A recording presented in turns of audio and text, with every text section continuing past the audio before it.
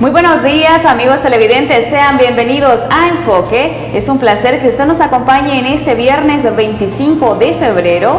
Esta mañana estaremos abordando temas de interés nacional y por supuesto internacional, entre ellos la continuidad de las investigaciones en el caso de los sobresueldos en la Asamblea Legislativa. Y para ello déjeme comentarle que me encuentro muy bien acompañada del licenciado Danilo Murga, quien es abogado penalista y a quien desde ya le damos la más cordial bienvenida.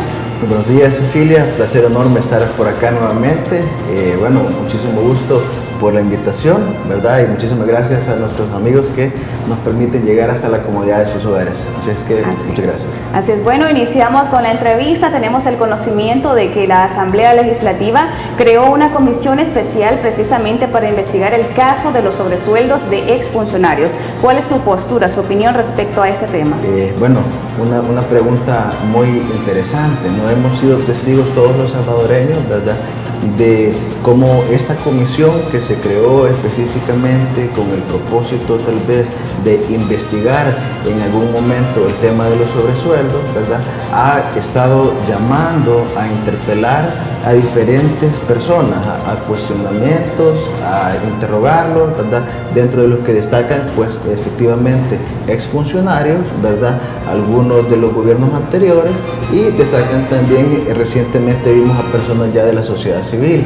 Vimos como, por ejemplo, autoridades de la Universidad Centroamericana fueron también interpeladas y cuestionadas respecto de la forma en la que habían invertido, digamos, los recursos que hubiesen recibido. Así es que estas comisiones ya vienen desde hace un par de días antes. Así es que ya creo que a estas alturas, ¿verdad?, ya los salvadoreños y salvadoreñas comenzamos a preguntarnos cuál es el resultado de tanta interpelación, ¿verdad?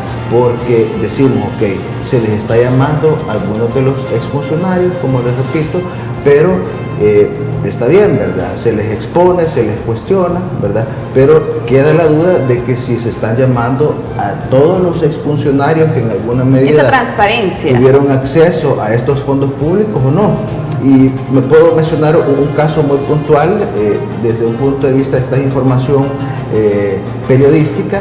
Se cuestionó allá por el año 2018, se abrió una investigación en el Tribunal de Ética Gubernamental porque al parecer una ONG que era precedida por la esposa del señor Guillermo Gallego, que dicho sea de paso es aliado del gobierno, en ese sentido aliados políticamente hablando, que pertenecen a institutos políticos diferentes, hemos visto una cercanía. De hecho, Gana y Nuevas Ideas llegaron al poder a través de una coalición, pero entonces decimos, no se ha sabido nada de esa investigación. Pues ¿qué pasó? También con el diputado del PDC que recibió fondos para la institución del Exal.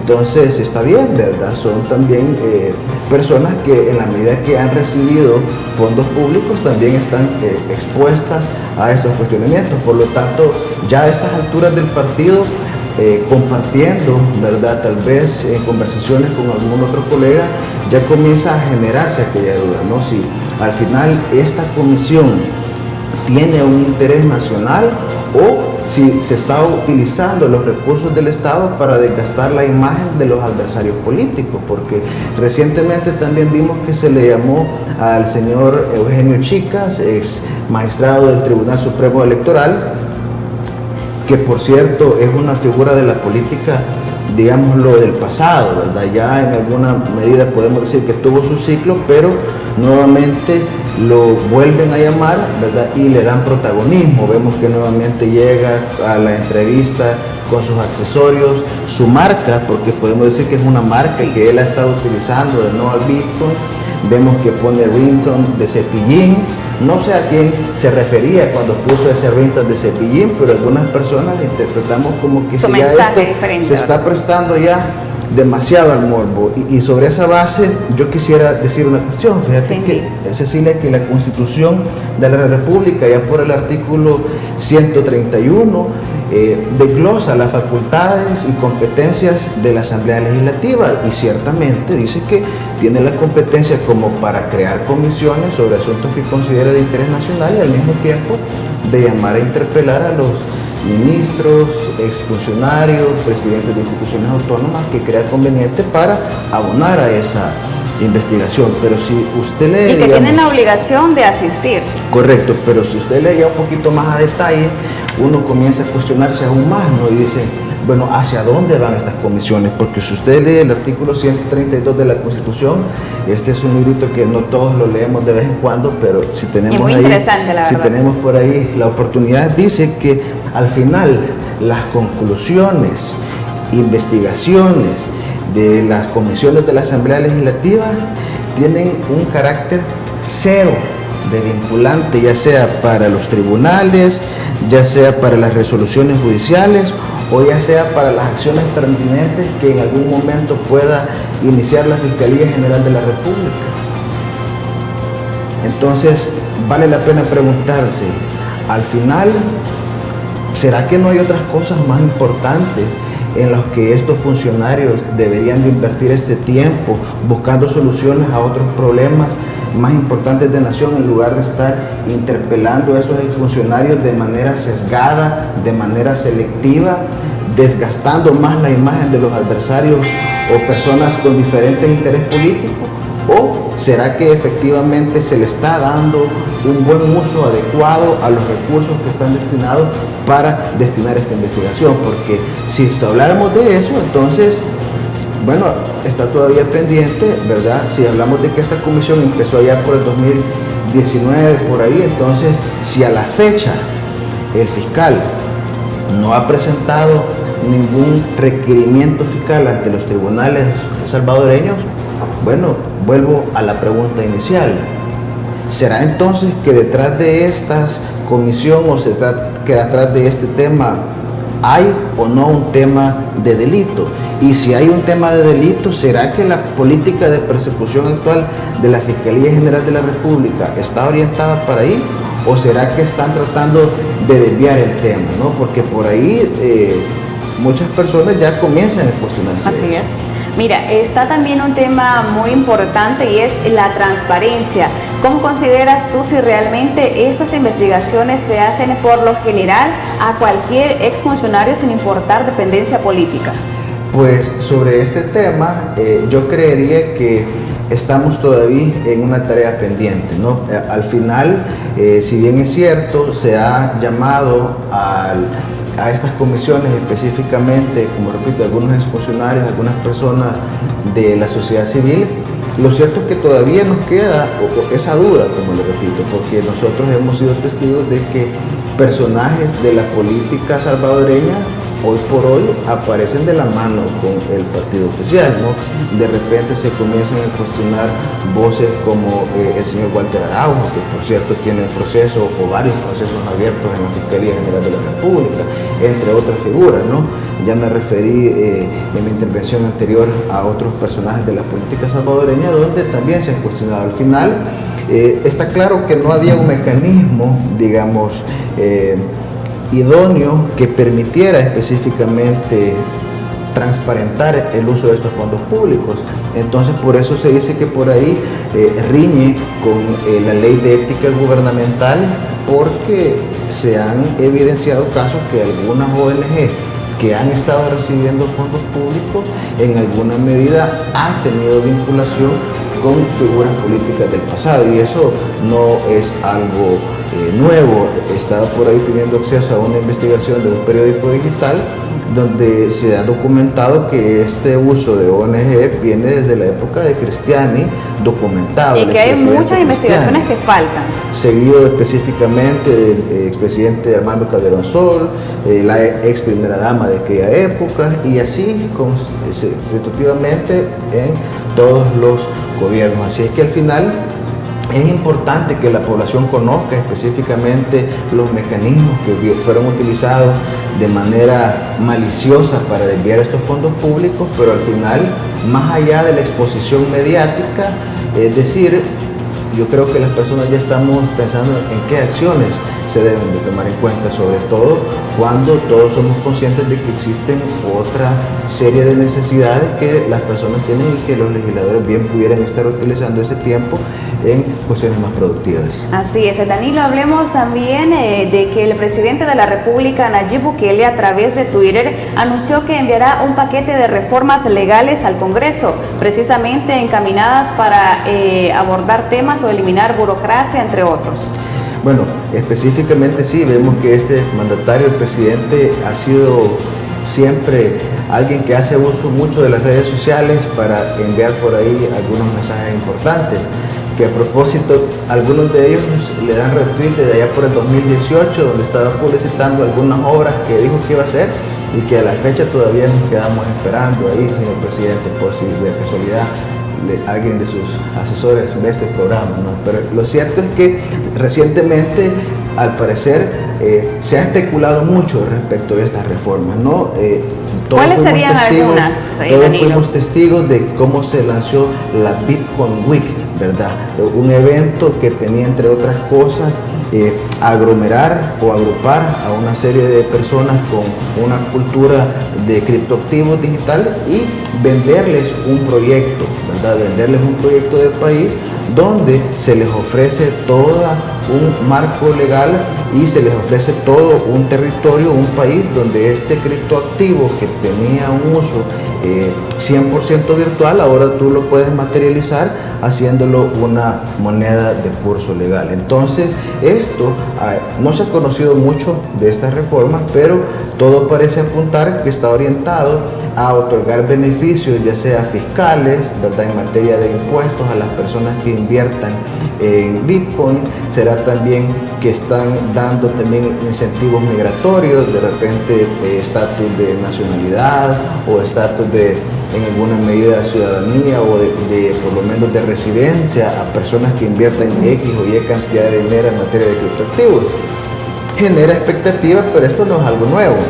O sea, esta es una táctica de la política neoliberal que nosotros hemos visto desde la década de los 90. Si no, veamos cuando se comenzó a traer aquel polo de lo que eran las zonas francas, ¿verdad? Todas las zonas francas, entonces se les dice, ok, zona franca, vamos a generar un espacio, una zona franca especial con una legislación especial adecuada específicamente para atraer este nicho de inversión. También lo vimos también con el rubro de los call centers, ¿verdad? Que también ellos hacen uso de unos mecanismos especiales, de beneficios especiales, con el propósito, sí, de traer inversión y de generar empleo. Así es que, por lo tanto, a pesar de que no se ha conocido mucho a detalle de estas reformas, lo cierto es que todo parecería indicar que están orientados precisamente a facilitar los medios por los cuales una persona puede invertir el capital en el marco de este proyecto que hoy por hoy se ha hecho algún anuncio que ha generado alguna expectativa, pero que en el momento nos encontramos a la espera. Es decir, para la envergadura de este proyecto podemos decir que es muy ambicioso. El Bitcoin en sí se considera que es un mercado que ha logrado acumular miles de millones de dólares, entonces la expectativa de lograr que en un territorio se invierta alguna porción de ese capital importante que se ha logrado acumular, sin duda que es una gran apuesta, ¿no? Sin duda que es una gran apuesta, pero habrá que esperar específicamente cuál es el resultado que a nivel internacional produce el hecho de que se estén dando toda esta serie de incentivos para que la gente invierta. Así es que en ese tema yo digo que, bueno, habrá que esperar. Mira, tenemos también en paralelo el tema que más adelante vamos a tocar, y es la caída recientemente del Bitcoin por la misma controversia entre Rusia y Ucrania. Pero esto, como mencionamos, lo vamos a tocar más adelante, pero también comentarle cuál sería también la respuesta de los diferentes organismos internacionales y de la población en general, siempre basándose en estas reformas. Bueno, precisamente... Porque no todas son aceptadas. Correcto. Bueno, lo que se espera es que al final estas reformas en alguna medida también tengan un beneficio o un impacto directo en la población. Y van a ser analizadas a detalle, ¿verdad? Ese es el punto, porque al final decíamos, ok, si se genera un clima especial o un marco regulatorio para aquellas personas, beneficios, digámoslo, en materia de impuestos para aquellas personas que invierten en este criptoactivo, entonces lo que se espera es de que no sea un beneficio excluyente de otros sectores de la población salvadoreña. Hoy por hoy, como muy bien lo anticipábamos, como un spoiler, ¿verdad? Pero uno de los problemas que más aquejan a la población salvadoreña es el tema del alto costo de la canasta básica. Entonces, habría que ver en alguna medida el porcentaje de recursos que se van a canalizar para solventar estas medidas, o si se le va a dar prioridad a otros proyectos como el Chivo PET o el Chivo Hospital, que recientemente, bueno, creo yo que inicia funciones el 26. Eso sí, al parecer habían programado la inauguración, se suspendió la inauguración, no sabemos si se debió a algunos errores de logística o a que todavía no estaba listo el proyecto. Se había generado mucha expectativa, algo que ha pasado mucho con este gobierno, que ha tratado siempre de sacar los proyectos bien rápido. Yo creo que eso puede ser positivo, ¿verdad? Pero en alguna medida, bueno, se pueden generar este tipo de conflictos, tal como pasó con la Chivo aplicación Wallet. Sí. Así que interesante. Bueno, Danilo, regresamos con más de este interesante tema después de esa pausa comercial, no sin antes comentarle a nuestros amigos televidentes que si necesita recibir medicamentos hasta la puerta de su casa, tiene que llamar o escribir al número de teléfono 2609-9000 y Farmacias La Buena le lleva las medicinas hasta la puerta de su casa. Ya regresamos.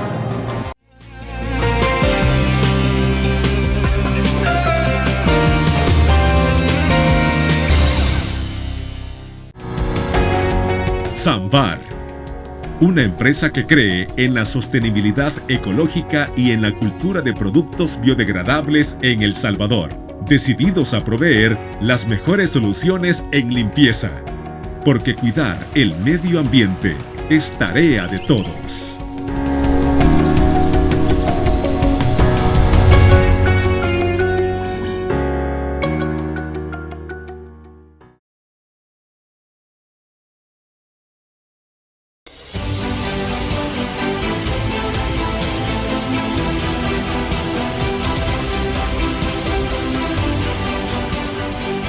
Nuestro compromiso, nuestra pasión, son algunas de las cosas que nos caracterizan como salvadoreños. Farmacia La Buena.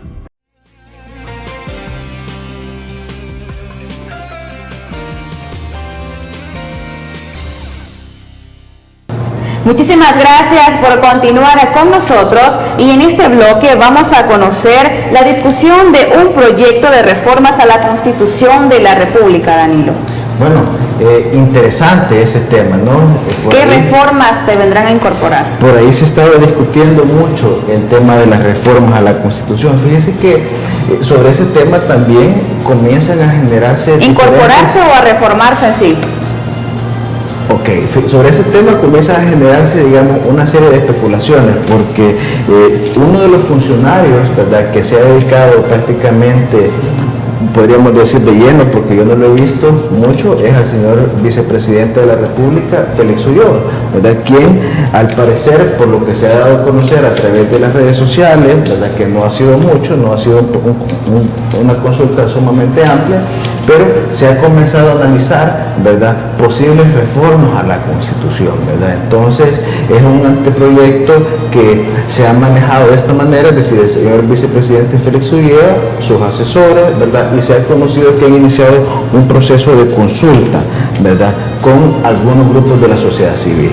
Pero para responder ahí a los centrales de la pregunta, a mí me llama poderosamente la atención, porque la Constitución de la República como, cuerpo fundamental sí está sujeto a ser modificada, ¿no? Pero como parte misma de la normativa o del carácter normativo de la Constitución, ella automáticamente incorpora el mecanismo en el que va a ser modificada, ¿no? Y en ese sentido, ¿verdad?, esta en ningún momento parece que puede ser una facultad ni del presidente de la República, ni del vicepresidente de la República, ni de ninguna otra comisión que ellos puedan tener para tal efecto. Entonces comenzamos a hacernos ese tipo de preguntas, ¿no? ¿Cuál será el trasfondo? ¿Será que puede ser un documento, digámoslo, que pueda ser como consultivo, ¿verdad?, un documento que pueda servir como referencia tal vez si queremos justificarlo, pero eso no es nada, porque la Constitución establece que serán los diputados en un número no menor de 10 quienes tendrán la iniciativa de proponer estas reformas. Por lo tanto, que quedan a discusión, no precisamente aprobadas ni ya reformadas directamente. Específicamente se somete a un proceso de discusión que ya la Asamblea Legislativa tendría entonces que en su momento que tener que discutir, pero llama poderosamente la atención el hecho de que se esté hablando de este tipo de reformas, pero a nivel del vicepresidente y no a nivel de la Asamblea Legislativa, que si efectivamente se tuviera la voluntad o el interés de hacer algo, sería donde se debería estar discutiendo este tema, ¿no? Ahora bien, en el tema de las reformas que yo creo que algunas de las personas están pidiendo que pudiesen ser incorporadas, ¿verdad? Primero hay que decir que la Constitución es un instrumento que desde el momento en el que es creado nace con el propósito de tener una estabilidad en el tiempo, ¿verdad? Es decir, los valores que incorpora son valores, ¿verdad?, que mantienen una vigencia a través del tiempo, y eso se pone como siempre ejemplo la Constitución de los Estados Unidos de América, que es una constitución que es de allá por 1800 y se mantiene vigente a través del tiempo. Entonces nosotros tenemos una constitución de 1983 que se está discutiendo, como repito, a nivel mediático, más que todo lo de la discusión, porque no hemos visto una comisión en la Asamblea Legislativa, que es donde al final se tiene que discutir este proyecto, ¿verdad?, que está haciendo algo. Pero uno de los aspectos que se está discutiendo y que la población también quisiera es la despartidización del Tribunal Supremo Electoral. Con la configuración actual de la Constitución de la República, los magistrados del Tribunal Supremo Electoral, que es una institución sumamente importante, la máxima autoridad en el tema electoral, sobre todo en un país que tiene procesos electorales cada 3 y 5 años, al menos hasta el momento. Entonces, los magistrados del Tribunal Supremo Electoral precisamente provienen de las ternas de los partidos políticos que han obtenido el mayor número de votos en las elecciones anteriores. Entonces, ese aspecto consideramos que a nivel técnico la sociedad civil y las universidades que han sido, cuestionadas a nivel de este tema, son de los temas que ellos han propuesto, porque esto vendría en alguna medida a transparentar el proceso de las elecciones en nuestro país.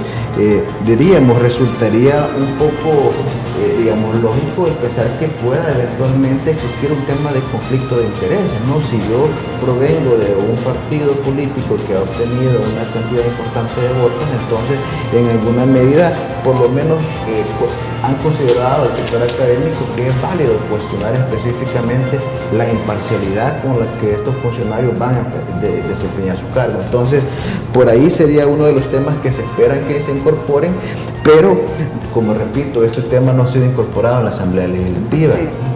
Hoy por hoy, el gobierno de la República, a través del partido, específicamente cuentan con la mayoría simple, la mayoría calificada, tal cual como lo han hecho en otras ocasiones, que han aprobado algunas leyes sin mayor discusión, la misma ley que permite que el Bitcoin sea una moneda de curso legal, cuando se también destituyó a los magistrados de la República, también cuando en su momento se destituyó al fiscal general de la República, han sido leyes que sí han tenido el inmediato respaldo de la fracción. Por la mayoría de votos. Por la mayoría de votos. Entonces, repito, son alertas que comienzan a hacernos ver, ¿será que hay realmente un interés legítimo de beneficiar a la población a través de estas reformas constitucionales, o será por el contrario que se está haciendo un uso arbitrario de los recursos del Estado para, en alguna medida, desgastar, sí, la imagen de los... Mira, algo que es importante también mencionar es el hecho de que en redes sociales también circulaban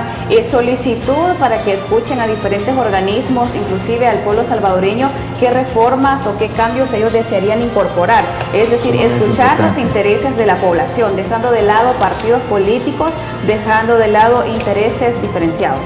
Sumamente importante. Al final, yo creo que más allá de desgastarnos en discusiones estériles, yo siento que nosotros debemos de estar conscientes que al final estos personajes de la política salvadoreña hoy por hoy son personajes que están de paso, ¿no? Por mucho que se esté por ahí discutiendo hoy por hoy la puerta a una reelección presidencial, etcétera, lo cierto es que nosotros debemos de darle la importancia a este tema en el sentido de que La constitución de un país es precisamente la norma fundamental que limita el poder político, ¿no? Que prácticamente es el pilar de las democracias en los términos por los cuales nosotros las conocemos, la división de poderes. Por lo tanto, es un tema que, lejos de tomarse desde un punto de vista que me va a traer algún rédito político, ¿verdad? Debemos los salvadoreños específicamente verificar que se nos incorporen en esta reforma, pero yo hoy por hoy soy de la impresión que estamos todavía en una etapa previa,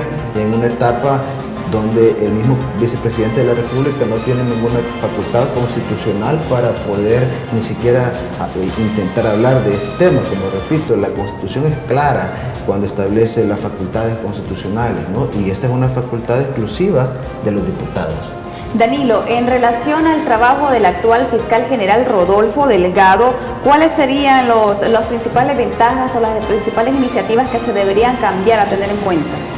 Bueno, esa pregunta sí es una pregunta sumamente importante, ¿no? Fíjense que el fiscal general de la República es uno de los funcionarios de más alto nivel que tiene el reelegido país, específicamente.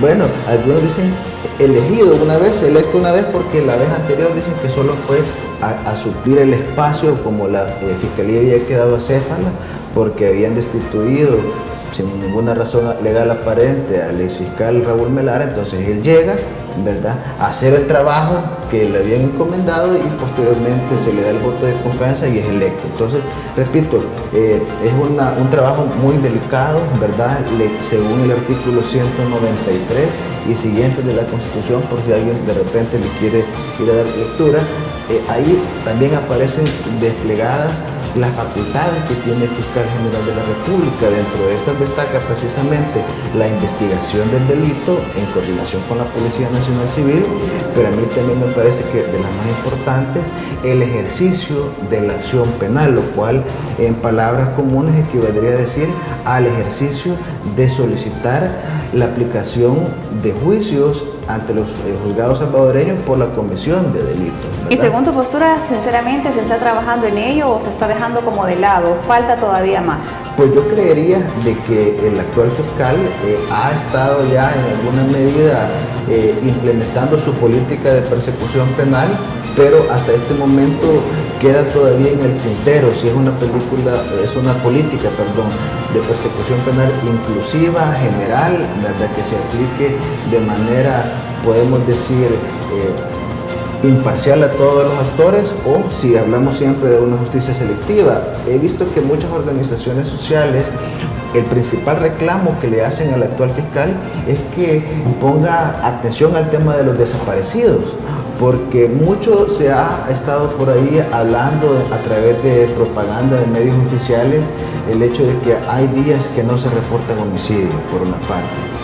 Pero por otra parte, vemos a una madre de familia con carteles en la calle. Solicitando ayuda, Danilo. Desesperada, la pobre señora, poniendo carteles en la calle buscando a sus hijos desaparecidos. Y la Fiscalía General de la República no ha sido capaz de solventar esta situación. No le da esa continuidad. También se habla del tema de la CCIE, ¿verdad?, que mucho se le dio publicidad durante el tema de la precandidatura, ¿verdad?, que era una comisión internacional contra la corrupción, pero ahora ya no está. Y entonces, ¿será que no hay corrupción hoy por hoy en El Salvador? ¿Y que ese es un tema superado? ¿O será que también representa otro desafío importante para el actual? Excelente. Mira, retornamos con esta interesante conversación después de esta breve pausa comercial. A nuestros amigos televidentes le pedimos que no nos cambie y buen provecho si disfruta su bendecido desayuno a esta hora de la mañana.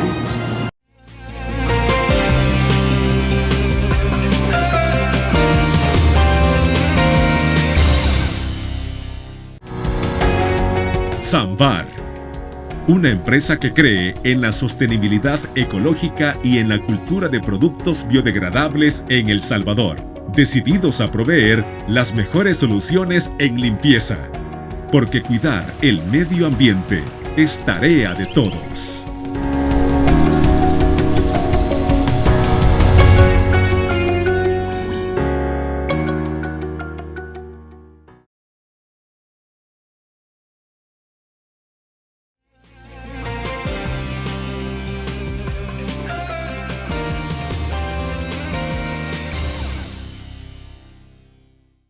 seguimos con más de enfoque y es momento de conocer la postura de nuestro invitado Danilo en referencia al impacto geopolítico que representa la captura y la extradición y captura del expresidente de Honduras, Juan Orlando Hernández. ¿Cuáles son esas repercusiones, esas desventajas? Bueno, un escenario sumamente delicado el que estamos viendo hoy por hoy en el Istmo Centroamericano, ¿verdad? Lo que estamos nosotros viendo en el caso de Honduras es precisamente la materialización de aquel principio de extraterritorialidad de la ley penal, es decir, la facultad que tiene específicamente Estados Unidos de reclamar a un ciudadano de otro país precisamente por crímenes que se han cometido o en el territorio estadounidense o específicamente en el tránsito de algunos bienes jurídicos que contienen una tutela de carácter universal, ¿no? Entonces, en ese sentido es sumamente delicado, sobre todo porque ya este es prácticamente el seguimiento de algunas políticas del gobierno estadounidense. Lo hemos visto que han estado muy activos a través de divulgar la lista Engels, que ha sido también muy discutida. Entonces representa también en estos momentos una vuelta a la escena de la hegemonía política estadounidense, ¿no? Es un mensaje también para los demás presidentes de la región, como diciéndoles, ok, ¿verdad?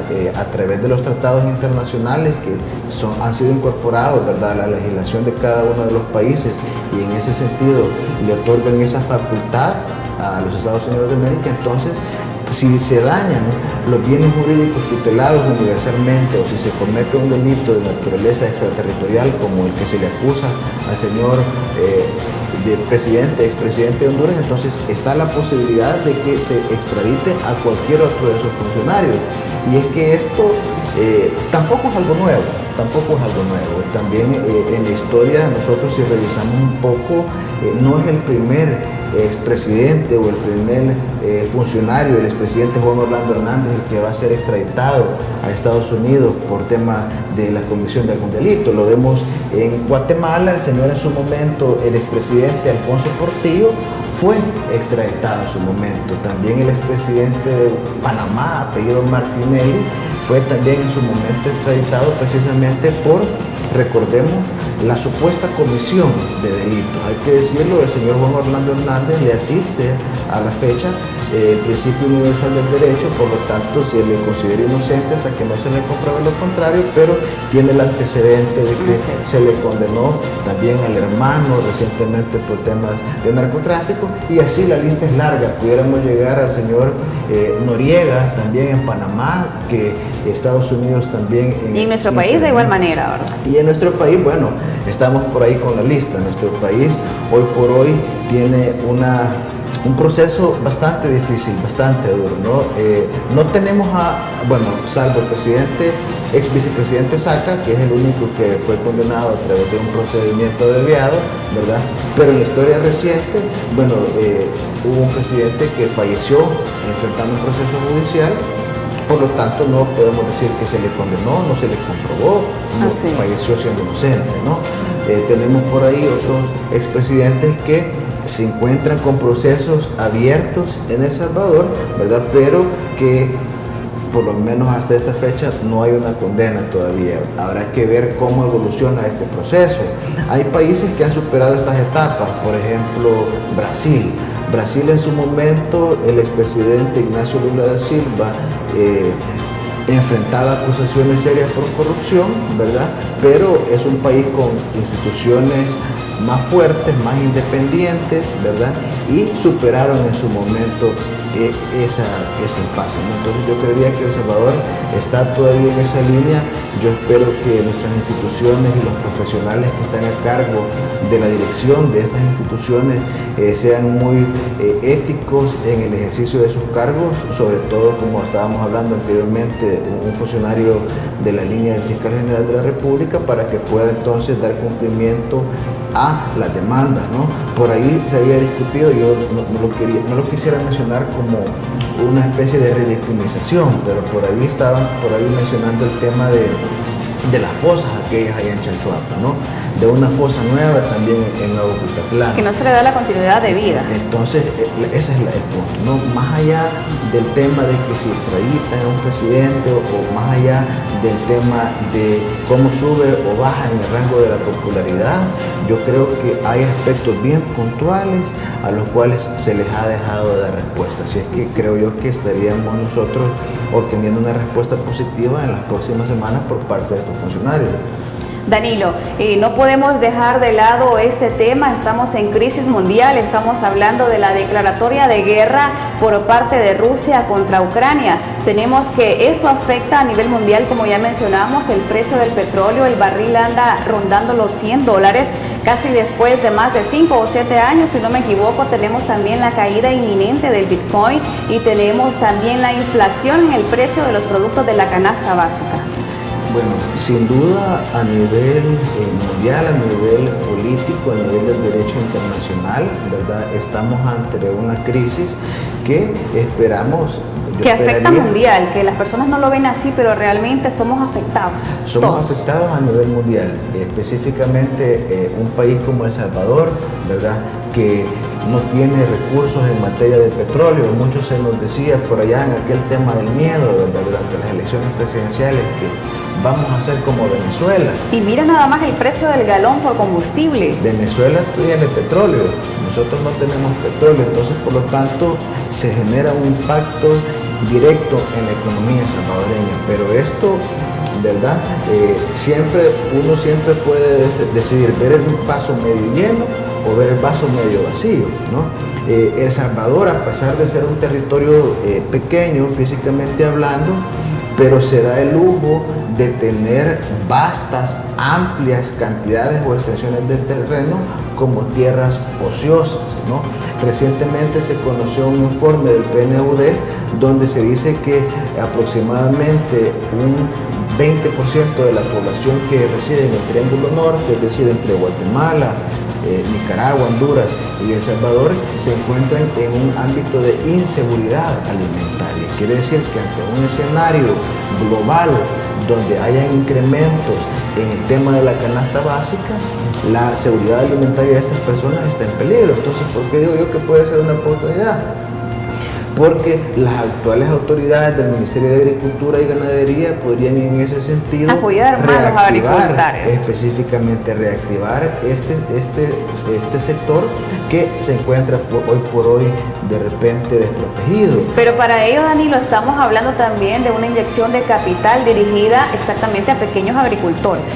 Mucho se cuestionó con el tema de las canastas solidarias que se anduvieron repartiendo durante la pandemia. Algunos dijeron, miren, señores, y no existía la posibilidad de que se compraran productos a los medianos y microproductores salvadoreños. De acá, locales. Porque esa medida es una medida completamente excluyente, ¿no? Yo conozco hoy por hoy asociaciones de agricultores, ¿verdad? Que hoy por hoy se ven desmotivados, ¿verdad? Tienen sus tierras por ahí, pero más allá del tema de la semilla mejorada ya no se ha habido algún otro apoyo técnico. Tenemos por ahí la Escuela de Agricultura y Ganadería, tenemos por ahí técnicos, pero realmente el sector está en el abandono. Y que tenemos dependencia de importación de verduras. Recientemente se debe conocer un incremento al salario mínimo y es sumamente positivo, pero algunas personas no saben que el salario mínimo más bajo en El Salvador está precisamente en el sector agrícola, en el sector agropecuario, como tú lo dices. Entonces, al final nos vemos en la necesidad de importar productos de primera necesidad, frutas y verduras, y el hecho de que importemos tiene un impacto directo en el bolsillo de las personas, ¿no? ¿Por qué? Porque costo de aranceles, transporte, mano de obra, y al final se genera el problema de que tenemos por ahí... Y que no se aprovecha también los tratados de libre comercio, en donde también se podría exportar productos de acá de El Salvador. Exactamente, con el tema que tú mencionabas anteriormente de Ucrania y del alto costo del precio de los combustibles, entonces efectivamente con el tema de la logística y el transporte, Efectivamente. Eso es exactamente lo que da la inflación. Específicamente, entonces ahí existe también un tema de una oportunidad. ¿Para qué? Para que las autoridades entonces, a partir de esta convulsión global y de esta crisis que se avecina, entonces se dispongan a impulsar un proyecto de nación que tenga como propósito inicial garantizar la salud alimentaria de estas personas. Autosostenibilidad, y de ¿verdad? reactivar el agro, así es. Excelente, mira, nos vamos nuevamente a pausa comercial, no nos cambie porque ya regresamos con más de enfoque y antes yo le quiero comentar a usted que si necesita recibir medicamentos hasta la puerta de su casa, tiene que llamar o escribir al número de teléfono 2609-9000 y Farmacias La Buena le lleva las medicinas hasta la puerta de su casa. Ya regresamos.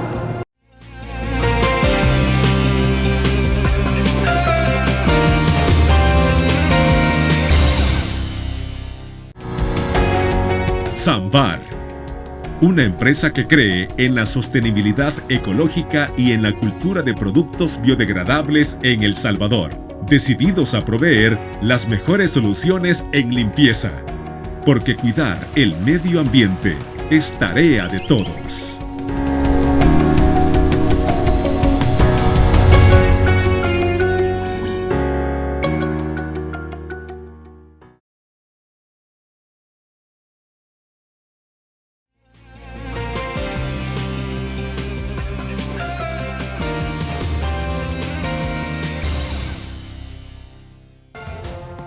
Muchísimas gracias por continuar con nosotros y antes de finalizar debemos abordar un tema muy importante para todas aquellas personas que han sido víctimas o podrían ser víctimas de delitos informáticos, ya que recientemente hemos conocido a través de las diferentes plataformas digitales que la Fiscalía General de la República ha dado continuidad a estas investigaciones precisamente a personas que se dedican a estos delitos.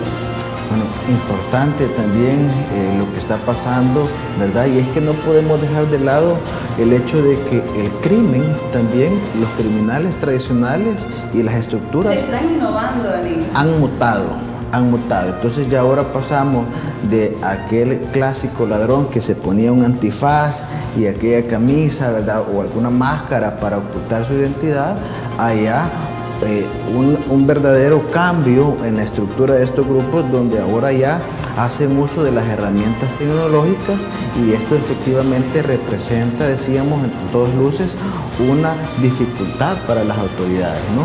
Recientemente se dio a conocer que Estados Unidos había dado una participación importante en la donación de un centro de investigación técnica criminal.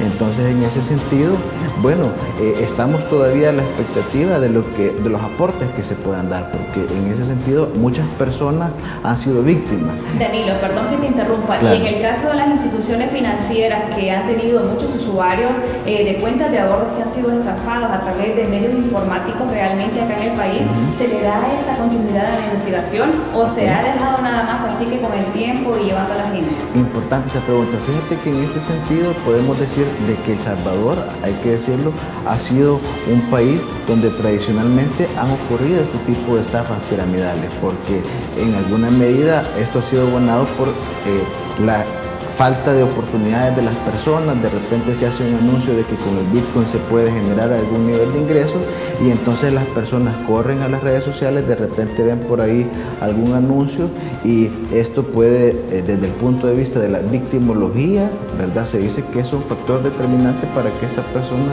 caiga en este tipo de estafa. Correcto. Ahora bien, en el tema de los bancos, ¿verdad? Ahí resulta importante analizar la casuística de cada caso concreto. En el tema del sistema financiero, recordemos que existe el Instituto de Garantía de Depósitos, el cual cubre, ¿verdad?, en alguna medida cualquier tipo de anomalía que pueda surgir en relación a ingresos hasta un cierto porcentaje, ¿no? Entonces, en ese sentido, yo creería que el resultado de estas investigaciones que acabamos de estar viendo a través de los diferentes medios, donde se ha dado la captura de personas a quienes se les atribuye, precisamente se habla de delitos informáticos, entonces es precisamente posible a través de estas técnicas de investigación, ¿verdad? Habrá que ver entonces el resultado y al final la invitación es para todas aquellas personas, ¿no?, que se ven tentadas de repente. Hay un dicho que dice it's too good to be truth, como es demasiado bueno para ser cierto. Entonces la recomendación es que desconfiemos de aquellos escenarios donde nos ofrezcan duplicar, triplicar o cuadruplicar nuestras ganancias en un tiempo récord, y informémonos, ¿no? Eduquémonos, y en esa medida vamos a minimizar la probabilidad de ser víctima de estafas. Mira, yo quiero agradecerte infinitamente a ti el hecho de haber compartido con nosotros esta mañana, haber compartido información tan importante. Muchísimas gracias nuevamente, Cecilia, por la invitación, y muchísimas gracias a nuestros amigos que nos acompañaron a lo largo de esta hora. Así es. Un Bueno, placer. de esta manera nosotros nos despedimos, no sin antes desearle a usted una bendecida mañana. Nos vemos en la próxima emisión de Enfoque.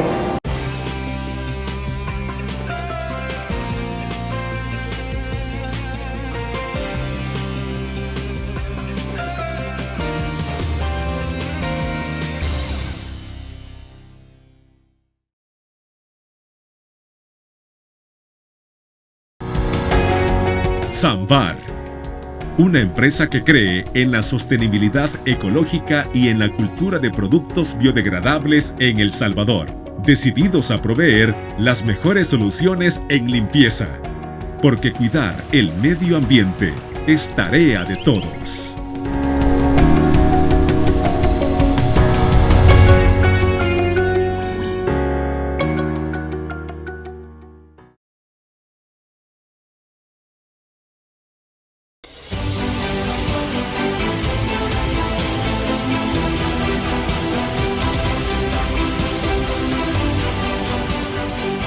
Nuestro compromiso, nuestra pasión, son algunas de las cosas que nos caracterizan como salvadoreños.